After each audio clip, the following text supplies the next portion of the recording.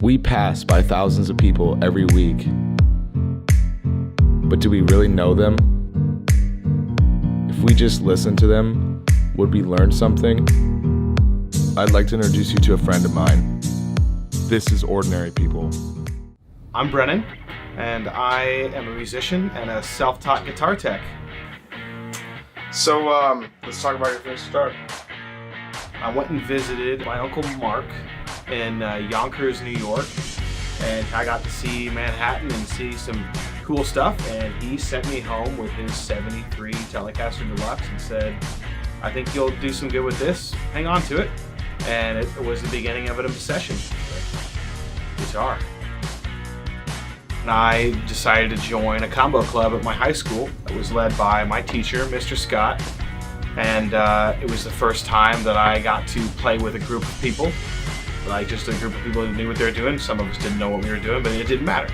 You know, and he was the first person to call me a musician or a guitar player. He would refer to me that often, and that stuck with me. Like, wow, yeah, I can do this.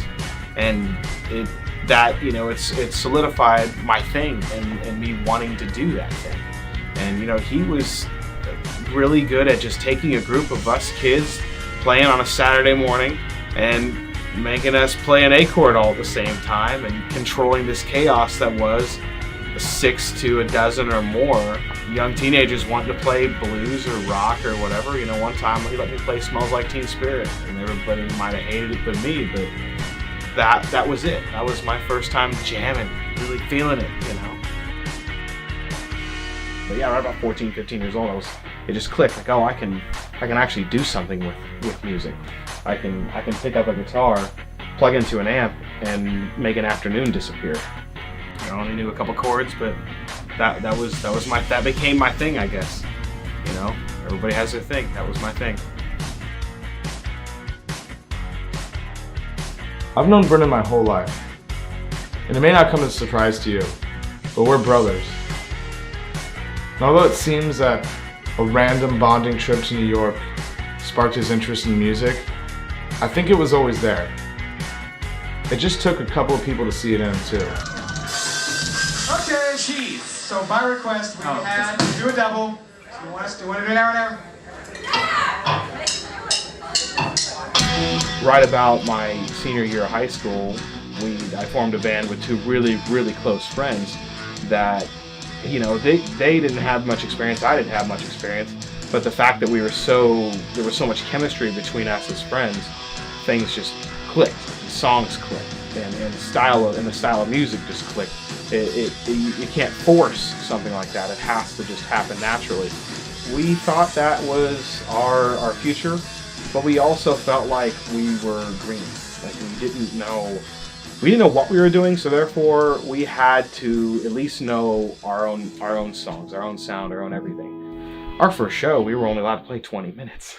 But that 20 minutes was so well rehearsed, I barely even remember us doing it. It was so muscle memory at that point. But we were really, really hungry enough. Brennan mentions that they were hungry, but really they were passionate. And I grew up around this band, and many other bands, but the one thing that really set them apart was their work ethic. They would practice 6 days a week, and 7 if they could. So, you know, with any career, you have to earn it. You start from the bottom, and you work your way up. In music, we call it the grind. You're on the road, you're hitting it hard, you're not really truly making ends meet right away.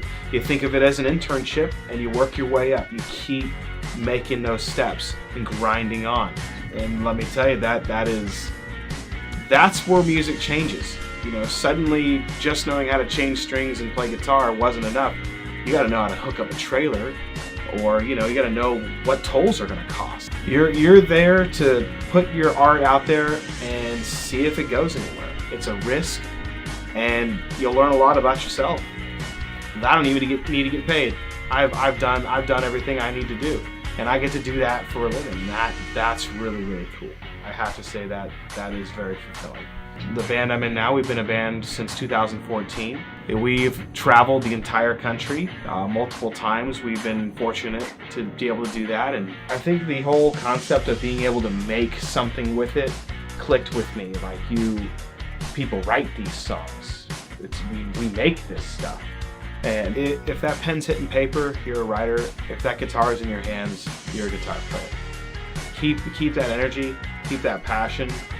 If it's your thing, make your thing your life if you can, if it's something that you want.